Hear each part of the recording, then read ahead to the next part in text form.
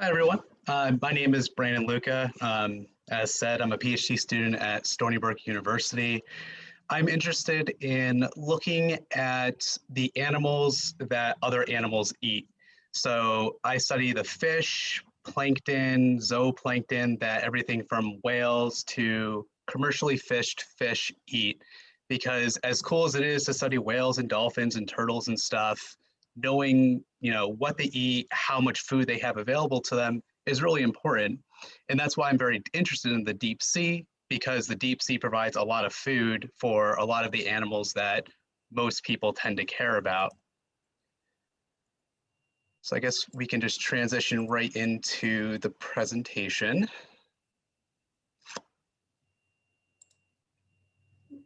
All right. So hopefully y'all can see this slide. So looking at how we can use sound to count deep sea critters. And here's just a bunch of photos that various people involved in the trips that I've been on have taken, kind of the top, and then just kind of the various work and stuff we've done at the bottom. And so, oh, there we go. So we live in a noisy world. We're surrounded by sound, whether we can hear it or not. And so sound just comprises vibrations and waves. And acoustics is the science of sound. It's the physical phenomena that describe sound. And we use sound for lots of things, everything from what we're doing right now, talking back and forth, to using things like ultrasound for medicine, art and music, electricity, thermometers, fishing, and general science things, and just a litany of other applications that people find creative uses for sound for. Like some scientists decided that they wanted to levitate objects with sound. What application that has, I don't know, but it might have an application down the road. That's why sound is really cool. And so we can think of acoustics in kind of two flavors. We have passive acoustics and we have active acoustics. So passive acoustics is something makes a sound and we hear that sound and process it. Active acoustics is we make a sound, that sound gets broadcasted, it might bounce off of something or reflect. So sometimes if you hear like an echo in a very empty room, that's active acoustics because you're making the sound bounces off the wall, and it comes back into your ears. And so we'll talk about passive acoustics real quick first, because that is something that we do use in underwater acoustics. And so right now you are all passive acousticians because again, you're listening to me talk. And so it's just simply the process of listening to sound. It's relatively straightforward and not that complicated. And we can use passive acoustics to identify different sound sources, like whether there are underwater explosions, geological activity, and animals. And so specifically bioacoustics is studying how animals produce and detect sound. So that also includes humans. So looking at how humans produce and detect sound is also under this subfield of bioacoustics. And so this is just an example. This is actually one of my favorite songbirds. So this is the Superblyre Bird, which is the largest songbird in the world, and it's in Australia. And what's really cool about these birds is that they have a very, I guess, intricate way to process sound and then also mimic it. And so you're going to hear it make a bunch of sounds. I just think it's really cool.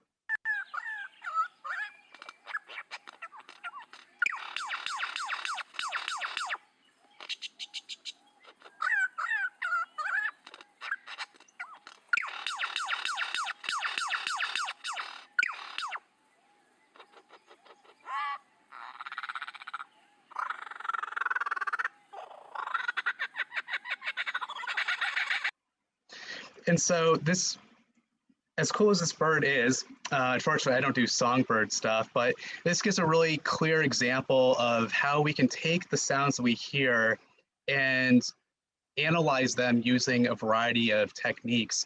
So the laser sound that the bird made at the start of the video is kind of shown in that graph to the right, where we're looking at kind of the amplitude of its sound over time.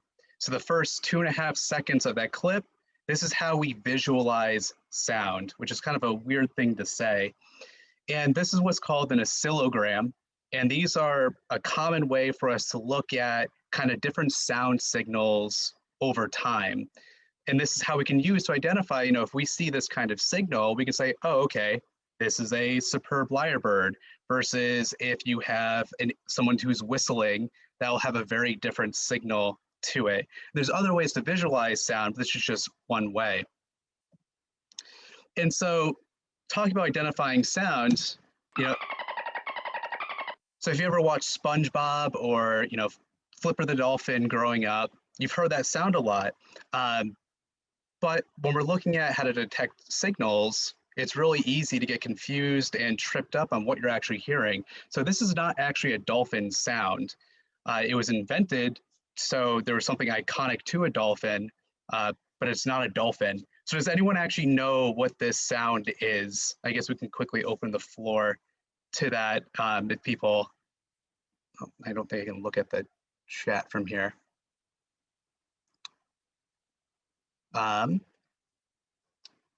So actually, I'll just move on. So this is actually a Kookaburra bird, which is in Australia. And the Kookaburra birds make this really kind of cool sounds, and it was just sped up and kind of compressed to make it into this dolphin sound. And that's very common in movies in general as well, just kind of a fun fact, where sounds that animals actually make don't translate well to media. So for things like horse clopping, for instance, they use coconuts, such as like in Monty Python, where they joke about that. And so we can use passive acoustics for passive acoustic monitoring. And so this is kind of where we get into underwater acoustics, where we can listen to everything from mantis shrimp to whales. And so a lot of people don't realize that it's not just whales and dolphins that are making sounds. Everything, fish make sounds. There's lots of shrimp that make sounds.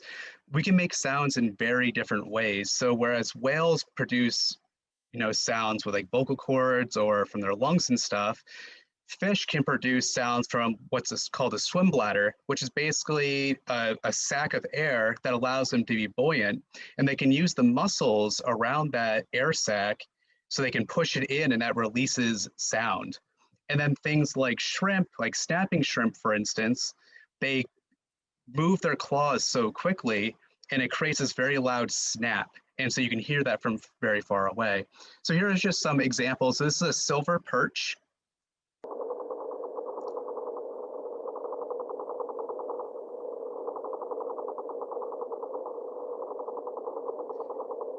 And so that's the sound that it's making by vibrating its muscles against its swim bladder.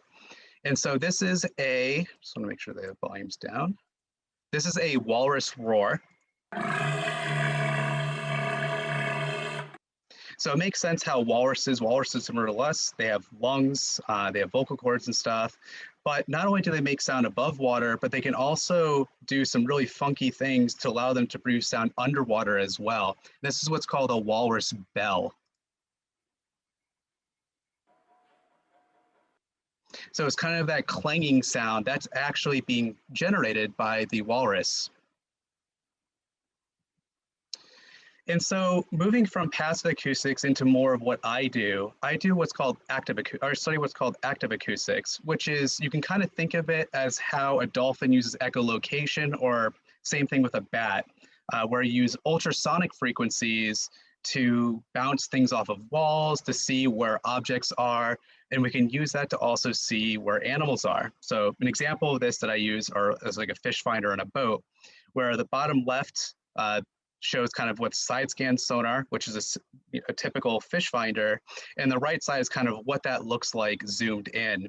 And so this here is actually an artificial reef. This is a sunken barge that's approximately 80 feet in length off of New York. And so active acoustics can get very complicated, but kind of the general overview of it is that we have some fancy instruments that create an electric signal. That electrical signal is sent to what's called a transducer. And a transducer basically just has really fancy clay ceramics inside of it that is able to convert vibrations to electricity and vice versa. This will transmit a sound wave into the water. That sound wave will bounce off of things and come back. So it'll receive that signal that gets reconverted to electricity. And then that allows us to visualize what we see into, so we take the oscillogram, which is looking at amplitude and voltage, and that allows us to create kind of fish school images, like what you'd see on a fish finder, or what you can extract using a variety of methods. And so we call these kind of plots, when we visualize active acoustics, echograms. And that's what allows us to detect animals in the water column and ultimately to count animals. So here, when we're looking at an echogram, we have the surface of the water column here. And the reason why it's brown is because where you have a transducer on a boat, it's usually either mounted to the bottom or the hull of the boat, or in a variety of other places at the surface. So we can't measure the water above it. So basically this represents the depth of where the transducer is. This brown part down here is the seafloor. So the seafloor scatters sound, or sound bounces off of hard objects much more than soft objects. So the seafloor is very easy to pick up. And these are actually fish schools, specifically a fish species called Atlantic menhaden, which exists all up and down the Atlantic seaboard of the United States. And so these fish schools can be visualized by these echograms, and we can see where they are. We can see how they respond to boat behavior. There's a variety of things you can use active acoustics for to study different fish schools or krill swarms or other animals in the water column. And the other cool thing about active acoustics is because of all the technological advances in different instrumentation, we can continuously measure animals on the course of, seconds to minutes to hours to months to years. So these are just a variety of platforms that I either personally use or have encountered on trips I've been on. So everything from doing acoustic experiments on boats, which I'll discuss later, to underwater gliders that just kind of move up and down the water column for months at a time. Things that we deploy, which are called moorings, either at the surface of the ocean or we drop them down to the bottom, and they continuously measure active acoustics in the water column until we retrieve them. Things like pole mountain towfish, which we strap a bunch of transducers on. So these orange things are transducers. And so we attach those to the side of a boat, and then we just do our survey. We either have large boats, small boats, or we have autonomous boats as well. So this is actually a sail drone where it just kind of gets programmed where it needs to go, it gets deployed, it does what it needs to. And sail drone's really cool because it even has an app that goes with it. So you can look at it from your phone if you have access to it and decide, where you want the instrument to go.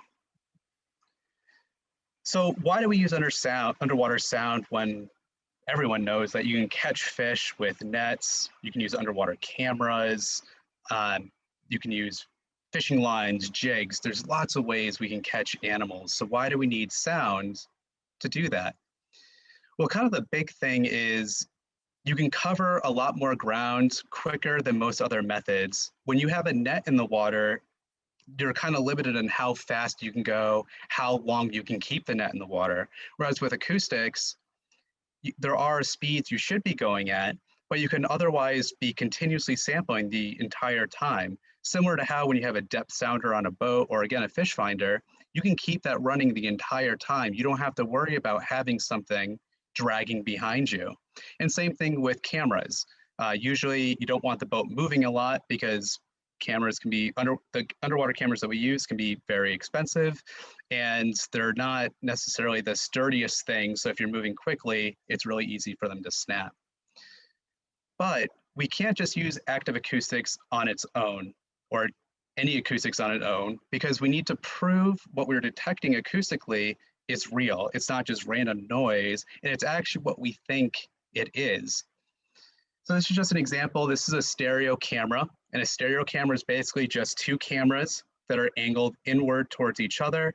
And that allows us to do some really cool things where, so these are some screen grabs of krill in Alaska.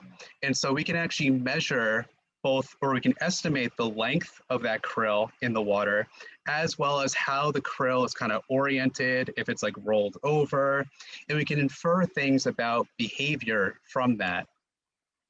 This is an example of a net that we use for our deep sea sampling, which is called an IKMT, which just simply stands for the Isaac's Kidd Midwater Trawl. And this is a much larger net that we used in Alaska called the Methot. So there's also tons of different types of nets that you can use that target different types of animals. And so we can use different sensors to track where our nets are actually going. This is important, again, because we need to prove what the acoustics say we think we see. And if we can track where exactly our nets are going or where our cameras, what depths our cameras are at, we can then overlap what those say, where our nets went, where our cameras were, with our acoustic measurements to kind of get a more holistic idea about what animals are down there. And so this is an example of a net tow that we did off of New York. And so this is a school of hake, which are a near bottom fish, and a few other different types of fish and squid down there as well. And this is just the track of the net. So we deployed the net. This is the seafloor right here. And you can see that the net kind of just meandered its way through the school and then came back up. So since we know where the net went, and we can look at the contents of the net that we caught, we can get an idea, but not a perfect idea, about what this kind of school, what this aggregation was composed of. And this is just an example of another deep sea or a midwater trawl that we did that went down to almost a mile deep, 1,400 meters. You can see also this is temperature instead of backscatter, which we'll talk about momentarily. And it gets really cold. I just think it's a really cool figure to show. So I also really like that we do deep sea stuff. So how can we go from seeing what we caught in our nets to what we detect using active acoustics? Because even if we catch a bunch of animals, we know that animals react to giant objects coming towards them. Imagine if you're a fish and you see this foreign thing that you've never seen before coming right at you. If you're a fast swimmer, you have a pretty good chance of escaping that net. So even though you were in that school, if our net doesn't catch them, then we don't actually know for certain what was in that school. So we are still missing some information. And we can use some fancy acoustics techniques to actually address this problem. And so some folks have called this acoustic fingerprinting, and I really like this term for it because it does a good job of describing the intention of this technique. And so this is where we get to talk about target strength, which is what I'm mostly interested in. And target strength, in the simplest way, just represents the amount of sound that bounces or scatters from a single animal. So if you have, a rock, you bounce sound off of it, that will have a certain target strength that will be much higher than, say, a small shrimp, because of lots of different properties of both acoustic properties of both animals. And so this graph here just shows target strength with frequency. So if we're thinking about frequency, we know that sound bounces or scatters off of animals differently, and that's based off of frequency. So just like how we can know, if I'm talking, my voice might be deeper than my mom's, who might have a higher pitch. So we can use that idea of different pitches and kind of think about that with respect to frequency, where frequency is higher pitches and then lower frequencies are lower pitches. And so we can see things, like krill and shrimp, will have a profile, a target strength profile that looks like this, whereas a fish with a swim bladder, like the menhaden I spoke about earlier, will have a profile that looks like this. So we can use these kind of fingerprinting techniques with our acoustics to see, okay, so we caught this in our net. Based off what we caught in our net, if our acoustics is telling us that we're seeing a bunch of swim-bladdered fish and then some really small things, and we caught, hake and shrimp, then those go well together. Those go together very well because both things are telling us very similar information. And so kind of another way to think about this as well is so our transducers can either ping at one frequency, so one kind of monotone or roughly monotone pitch. And so that'd be kind of like right here, where if you had the total fingerprint of an animal, so this is the as much information you could ever gather on these target strength fingerprints for these animals. Doing a single frequency would give you just a tiny blip, a tiny part of the animal. That doesn't give you the whole idea, its whole identity. So if we ping over many different frequencies, so we sample these, so going from low frequencies to high frequencies, we can construct more complete profiles instead of just individual points to give us a better idea about the fingerprint. So you can imagine if someone who does CSI was given just a partial fingerprint that just had this part right here, they'd be pretty hard pressed to identify what that actually is, other than, oh, it's a very, very, very small partial fingerprint. Whereas with this information, you get more ideas about what it could be, but you might not necessarily be able to say that with certainty. It depends on how much resolution, how many frequencies that you're pinging at or sampling at. And so, for instance, this is some work that I've done with Atlantic menhaden where you can look at target strength as a function of length. So usually target strength will scale with length. And if we know that, then we can start getting ideas about what age class is present in an estuary. So in Long Island, we have the Peconic River estuary, which is really important for seabirds, and it's a very important nursery habitat for lots of forage fish, which then come to the estuary, grow, and then are fed upon by everything from striped bass, bluefish, to whales. And so if we have a target strength value at a certain frequency, we can then back calculate to what the length of that animal would be. So if we have a target strength of, say we measure it at -40 dBs, we can just go to the plot right here, and we can see that that's roughly, a 17 centimeter fish, and we can approximate that to being an adult fish. This isn't perfect, but it's just another way that we can use target strength to start getting some information about the identity of our animals and getting some more information on things like size class, age class, and the sorts. But unfortunately, target strength is really difficult to measure. Animal target strength varies a lot from animal to animal, even within an animal, because there are so many different parameters and variables at play. But we do have some tools to measure TS and to get an idea about kind of how variable TS can be for a single animal of a species, of a taxonomic group, and in a general region or area or time of year. So we can do that experimentally or using computer modeling. And so these models can be notoriously complicated. If you don't like math like me, then you might look at this equation and just kind of zone out. And I do not blame you whatsoever. That's what I thought when I first started playing with these. But these models, this is just an example of a popular model for krill and shrimp to develop these target strength profiles, which are also called target strength frequency spectra. And so what these give you is just these spectra down here for some sample animals. So for a 41 millimeter krill is the green line.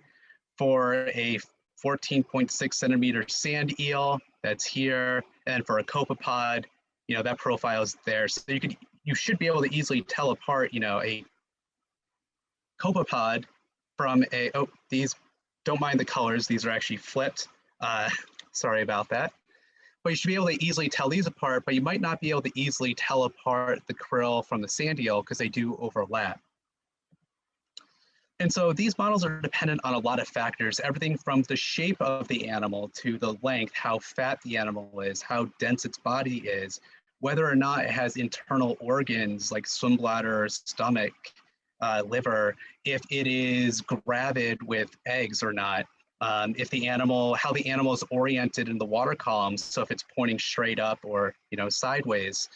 And so we can run millions upon millions of models to simulate what we think TS should be, and then we can use statistics to kind of constrain that to have, this is what we think a good estimate of TS for this animal should be. And so this is just an example of for orientation and the curvature. So we know that this is actually a skeleton shrimp right here. And so skeleton shrimp can be straight, so they can be, you know, completely horizontal like this, or they can do this kind of weird flexing thing where they make this C curve. And so the straight shaped animal would be a higher radius of curvature value. The really curved one would be a lower value. And orientation is near 90 degrees. This would be 90 degrees. This would be 180.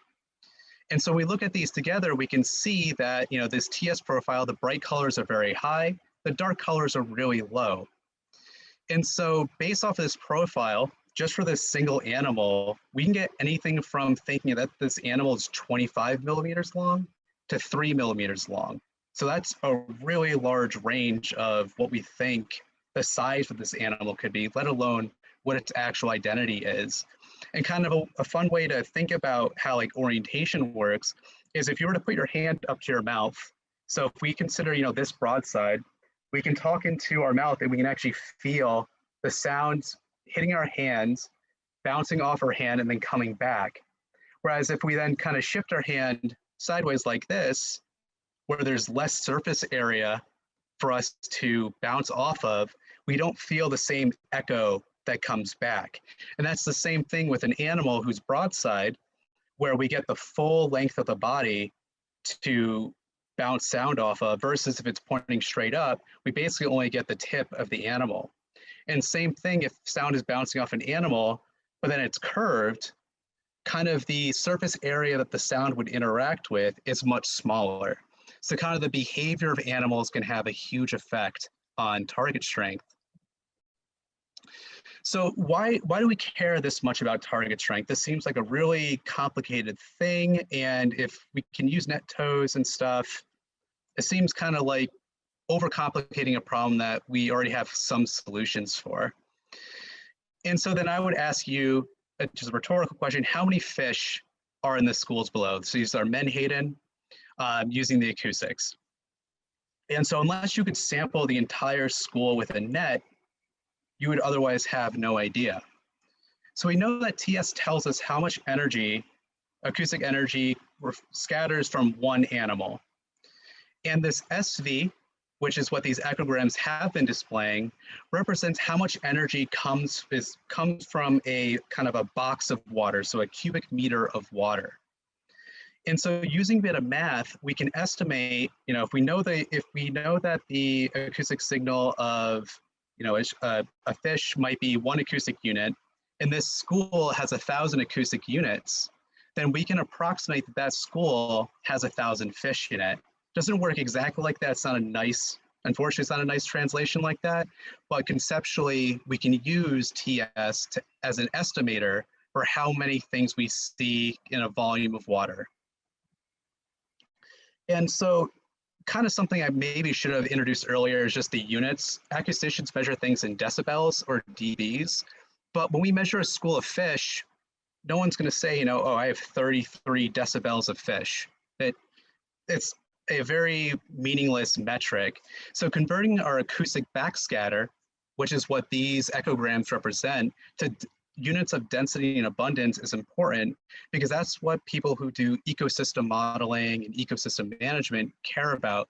They don't necessarily need to care about the decibels of animals. They need to know, all right, how many fish per, you know, mile of this river are there, or things like that. And so that's why we also need to look at TS very closely and be very careful with it, because it can have a huge effect on the number of fish we think there are over very large areas. So going back to our shrimp, if we think that there are 25 shrimp, you can fit much fewer shrimp into a kind of box than you could if you only had 3 millimeter shrimp. So that can give you very wide estimates of how many animals there are and very large error bars. And so we need to make sure, we need to fact check our models that they're as truthful as possible and aren't giving us wrong information, because it would be very, very awkward if we were looking at an echogram and we said, oh, okay, that's a small fish, but when it's in fact a whale, because some of you might imagine a whale and a fish are very different sized animals. And if we can't tell apart a whale from a fish, then we're not doing a very good job processing and analyzing our data. And so the way that I personally do this is I use experiments to kind of benchmark and fact check our models. So this basically comprises me tying knots around animals and measuring their TS at sea.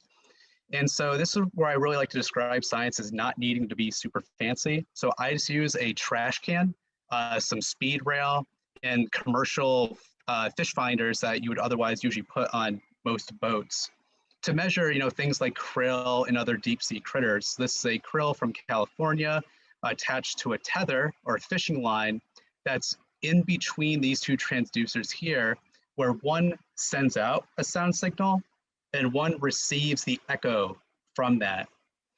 And so that allows us to look at, if I model what the target strength should be for an animal, these black points represent what I measured in the trash can.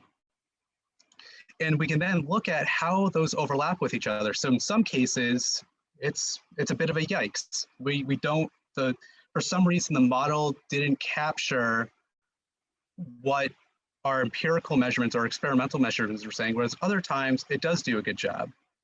Or conversely, the experimental measurements weren't very good here. There might have been too much background noise where we couldn't actually measure things down to this level. So kind of looking at both ways, we can then look at what's an appropriate model for our animals and kind of go from there and build kind of inferences and ideas about how we can improve modeling efforts going forward. And so to measure TS, kind of to briefly go into this experiment real quick, it involves a lot of electronics, as one might imagine. So this is a squid tethered between two trash cans. I have a YSI meter in the trash can, which constantly measures the salinity and the temperature of the water in the trash can, because that has an effect on how sound travels through the water. I have a camera here that gives me a live feed of where the animal is, so how the animal is tilted. And because we're at sea, boats move, and therefore my animal can move around too. So if you think about a sound wave, if you think about the transducers, they have like a sound beam, almost like an ice cream cone. And you want that animal to be at the center of the cone. But if it moves outside of the cone, then we're either not measuring it or we're only measuring kind of part of the animal. So we're not getting a full measurement of it. And then this light, just helps me see the animals better through the camera. And so we have a bunch of instruments here that produce, this is all necessary just to produce and to receive and to look at the sound waves. And so ultimately, this is what it looks like going back to our oscillogram. So this is an example of a deep sea mesopelagic fish called a hatchet fish. And hatchet fish are really kind of funky, and I have a zoomed in picture of one later, but they have kind of these odd shaped bodies. And so this is what my measurements look like inside of my trash can, where this is the top of the trash can where the transducers are. So the sound wave, is traveling from transducer to transducer directly through the speed rail, the metal that they're attached to. Because again, sound waves are just vibrations. So they'll vibrate through every medium that they come in contact with. This is just background noise. This is just water, some small bubbles, things like that. And so this is our actual animals. This is the hatchet fish seen here that's tethered. It's attached right here. And this is the weight that's attached to the bottom of the animal to keep it from moving a lot. And this is the bottom of my scientific aquarium or trash can, where the sound bounces off of it. And you can see that the signal of the animal is much smaller than the signal from the solid bottom of my trash can. And so deep sea critters are important prey for predators like larger fish and whales. So that's why I'm particularly interested in, mesopelagic animals, which are animals that are from 200 to 1,000 meters, and bathypelagic, which are 1,000 to 4,000 meters deep, because they can play such an integral role in our ecosystems. And kind of the cool thing about these animals too is that lots of them make these really large daily migrations, which is called Diel vertical migration, where as the sun sets and it gets really dark near the surface, they'll approach the surface to feed on plankton, other smaller fish, zooplankton, things like that, because their risk of predation is much lower, because lots of surface and epipelagic animals are visual predators. So if they can't see their prey, it's harder for them to catch prey. And so once the sun starts rising, and these animals will then migrate, deeper.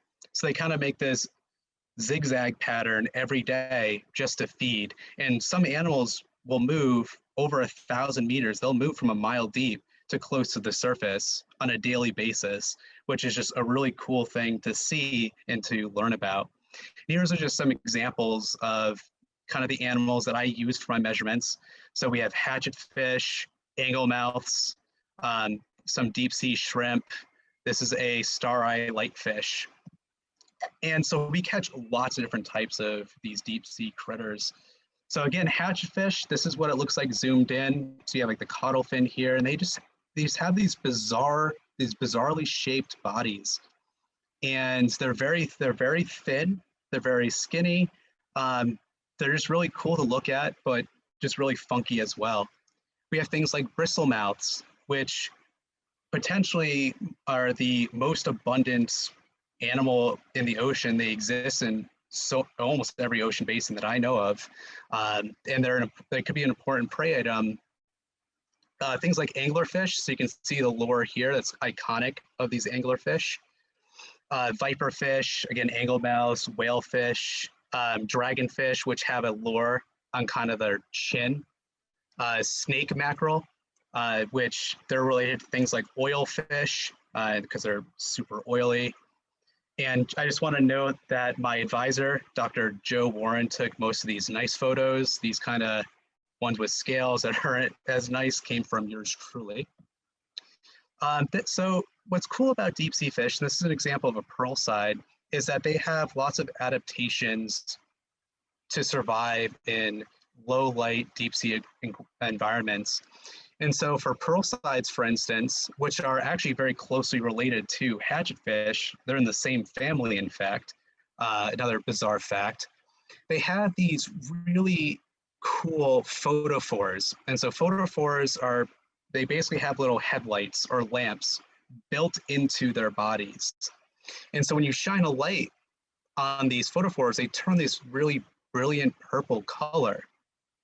And otherwise, they have very silvery bodies and darker dorsal sides. So the darker dorsal side helps. So if you're a predator looking down, if an animal has a dark top side or ventral side, it's harder to see them.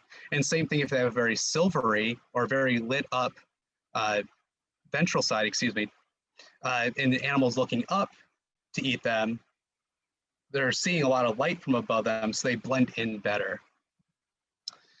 This is a frogfish, and frogfish are interesting. They live near the bottom, or they live on the bottom, or demersally, and they have this specialized fin that allows them to actually kind of walk on the bottom. So you might be able to find some goofy video online from MBARI or some other oceanographic institutes on YouTube, where you see these kind of frogfish just kind of bumbling along the bottom, trying to walk in water, but being really small. So they can't really swim against the current super well. So they just kind of get bounced around and then do their little walking thing again. Then we have like lanternfish or myctophids. These are very common. Myctophids you'll find everywhere. Lots of things eat them. They're studied a lot. And just like the pearl sides I showed before, they have photophores all over them. They have large eyes, things of that nature. This is a fang tooth. So as the name implies, they have these very large teeth that allows them to catch, or once they catch prey, the prey is not escaping. And so lots of these predatorial fish have lots of adaptations to make the most of not necessarily being able to eat every day. Sometimes they go days to months without eating. So things like gulper eels, for instance, which have these almost like pelican-like mouths, they'll catch things and eat things much larger than their bodies, and they'll slowly digest them over the course of days to weeks. Because again, they don't know when their next food item might come along. And it's not just deep sea fish that I study, even though I included another deep sea fish. I think deep sea fish are really cool. There's also lots of other really cool things throughout the ocean, in the deep sea ocean. So we get so many different types of squid, ranging from, you know, kind of what we see at the surface, like market squid that we can eat, to, you know, things like cockatoo squid, which are these adorable little squid that have very big mantles but very small cases and squid, or tentacles, excuse me. Things like bobtail squids, which live on the bottom. We have mysids, skeleton shrimps, which are actually something called an amphipod. Pteropods, which are pelagic snails, so they actually have shells and their soft bits are on the inside. Shrimp, this is another fish, the big scales, or slime heads, and their name is pretty appropriate because slime heads tend to have like this kind of exposed mucus layer that I personally don't know what they're actually for. I don't do a lot of stuff with slime heads, but it's pretty gross and funky, and they're also really cool.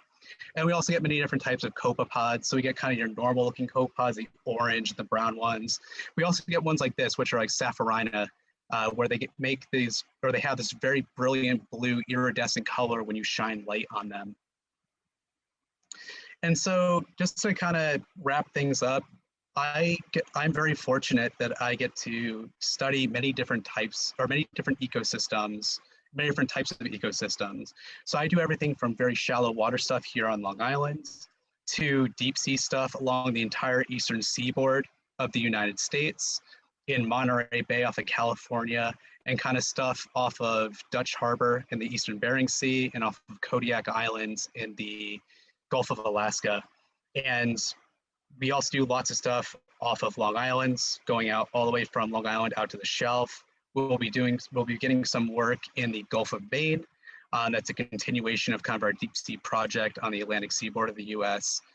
And so I'm very fortunate I get to catch animals from all over the place. And that allows me to also look at how do acoustic measurements vary from, say, myctophids in the Atlantic Ocean with myctophids in the Pacific Ocean, or very similar species of, you know, shrimp, again, from the Atlantic to the Pacific to the Northeast Pacific and things like that.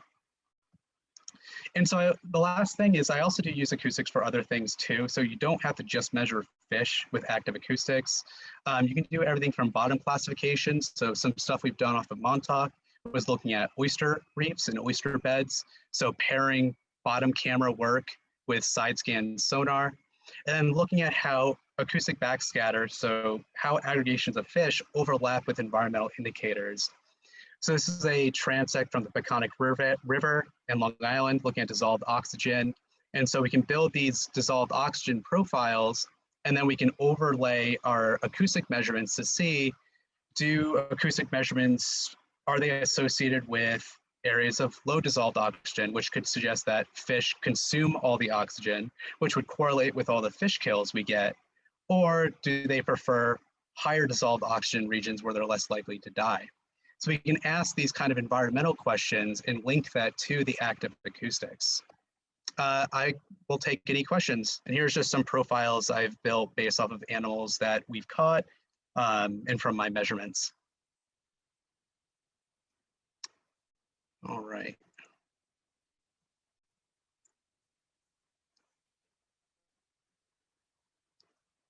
Just opening up the chat now.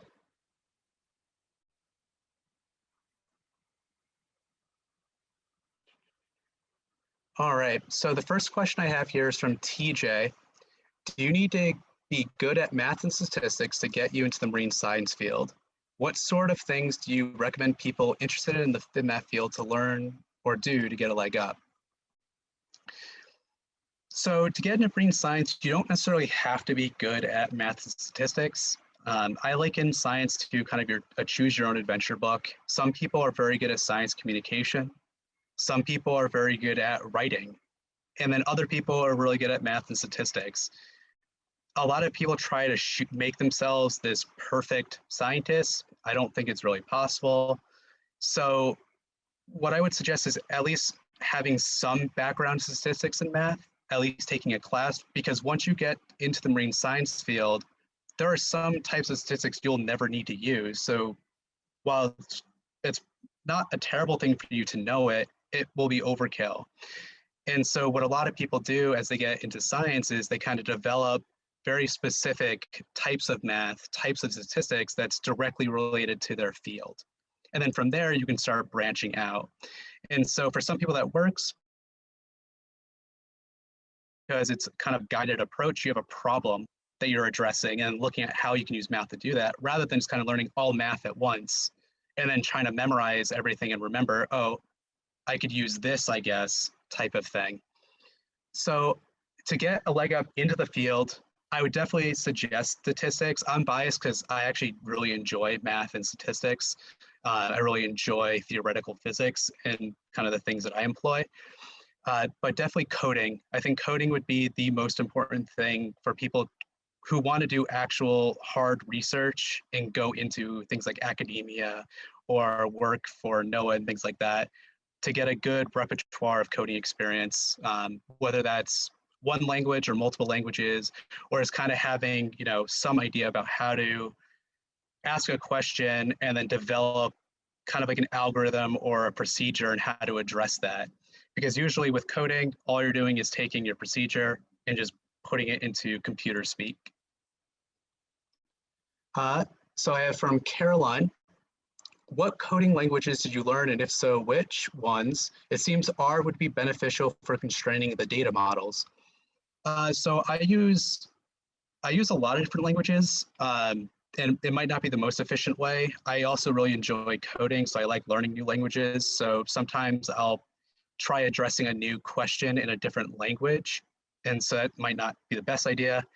But so I primarily use R and Python.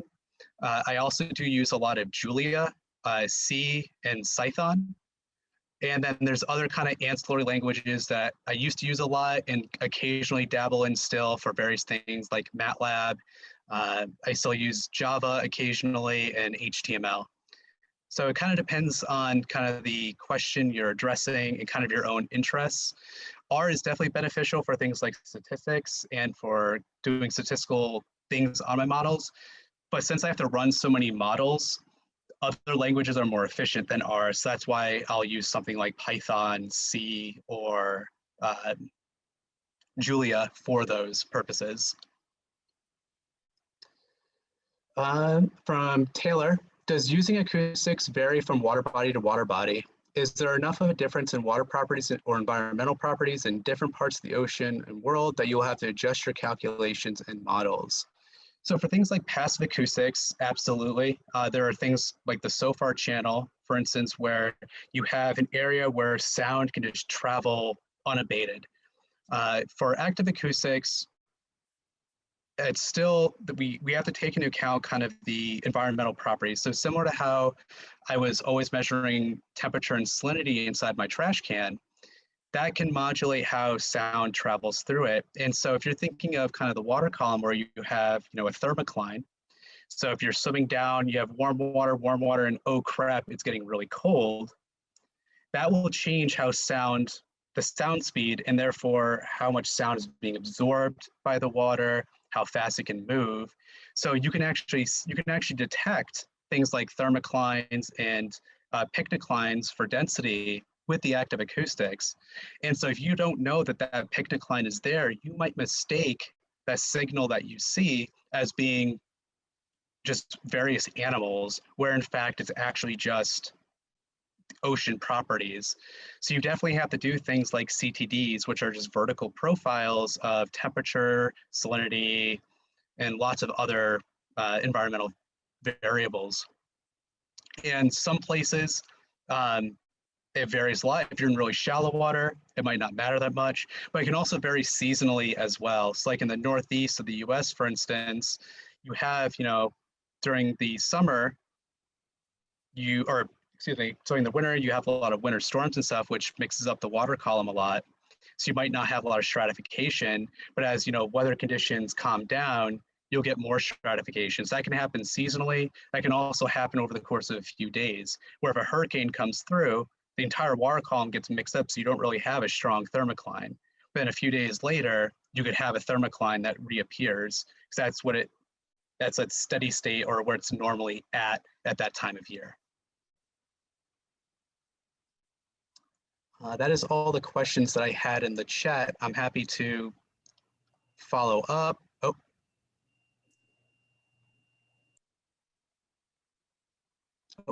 Well, thank you for coming, everyone. It was very nice being able to talk about deep sea fish and kind of the stuff that I do. And hopefully y'all got something out of it. And I hope that y'all enjoy next week's seminar as well. Thank you.